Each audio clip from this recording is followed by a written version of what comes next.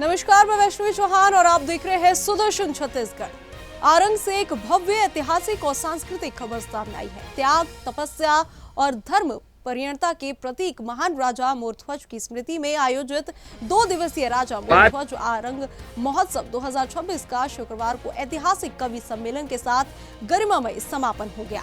इस महोत्सव में मुख्यमंत्री विष्णुदेव साय की गरिमामय उपस्थिति ने आयोजन को और भी विशेष बना दिया। कार्यक्रम से पहले मुख्यमंत्री साय, उप मुख्यमंत्री अरुण साय, आयोजन संयोजक एवं कैबिनेट मंत्री गुरु कुशवंत साहिब सहित कई जनप्रतिनिधियों ने बाबा बागेश्वर नाथ मंदिर में पूजा अर्चना कर छत्तीसगढ़ की समृद्धि और खुशहाली की कामना की। वहीं मुख्यमंत्री विष्णुदेव साय ने मंच से क्षेत्र के विकास को लेकर कई बड़ी घोषणाएं भी की। उन्होंने समूदा उप तहसील को पूर्ण तहसील का दर्जा, पूर्णकालिक तहसीलदार की पदस्थापना और राजा मोरध्वज महोत्सव का शासकीय अनुदान 5 लाख से बढ़ाकर 10 लाख करने की घोषणा की। साथ ही खेल परिसर और अधोसंरचना विकास कार्यों को शीघ्र पूर्ण कराने का आश्वासन भी दिया।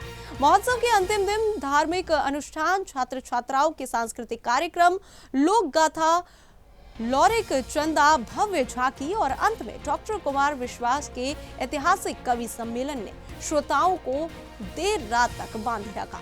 हास्य, वीर, श्रृंगार और राष्ट्रभाव से ओतप्रोत कविताओं ने पूरे माहौल को भाव विभोर कर दिया।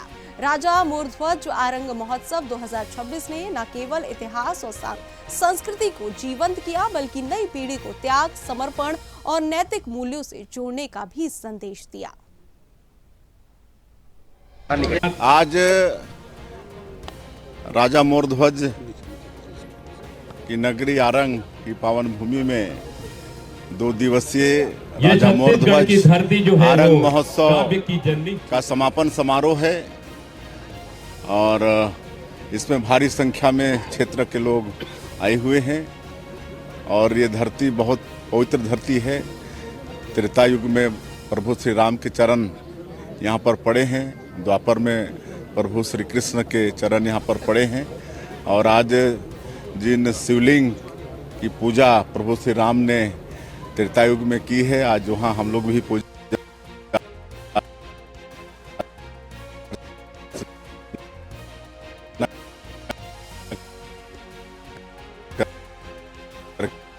के छत्तीसगढ़ की खुशहाली की कामना किए हैं और इस अवसर पर हमारे देश के ख्याति नाम मूर्धन्य कवि यहाँ पर पधारे हैं। डॉक्टर कुमार विश्वास और भी अनेक कवि पधारे हैं, उनका सबका काल पाठ होना है। सब आरंग को पर्यटन स्थल घोषित करने की मांग मंत्री जी की।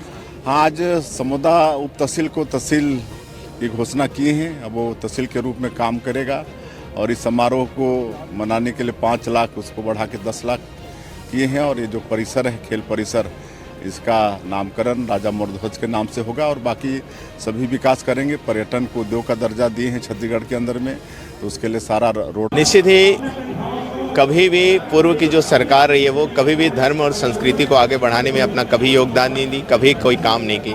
लेकिन हमारी छत्तीसगढ़ की सरकार हमेशा धर्म को आगे बढ़ाने का काम करती है, संस्कृति को आगे बढ़ाने का काम करती है, शिक्षा, स्वास्थ्य, ये सारी चीज़ों को आगे बढ़ाने का लगातार काम कर रही है। और उसी कड़ी में पहली बार छत्तीसगढ़ शासन के नेतृत्व में ये इतना बड़ा बृहद स्तर आयोजन हो रहा है ताकि राजा मोरध्वज की जो कहानी है वो जन जन तक पहुँचे, हर व्यक्ति तक पहुँचे और इससे प्रेरणा लेके हम सब कहीं ना कहीं इस भाव को अपने अंदर में स्थापित कर सकें। साथ ही साथ आरंग को जिस प्राचीन नगरी कही जाती है, क्योंकि आप सब जानते हैं त्रेता युग में कहा गया है जब वनवास प्रभु श्री राम को हुआ था तो उनके चरण कदम इसे बागेश्वर नाथ जो महादेव मंदिर है वहाँ पड़े थे, जहाँ उन्होंने जल अभिषेक शिवलिंग में किया था। द्वापर युग में श्री कृष्ण भगवान यहाँ पर आए थे। फिर यहीं आप सबको मालूम है कि राजा मोरध्वज की नगरी है।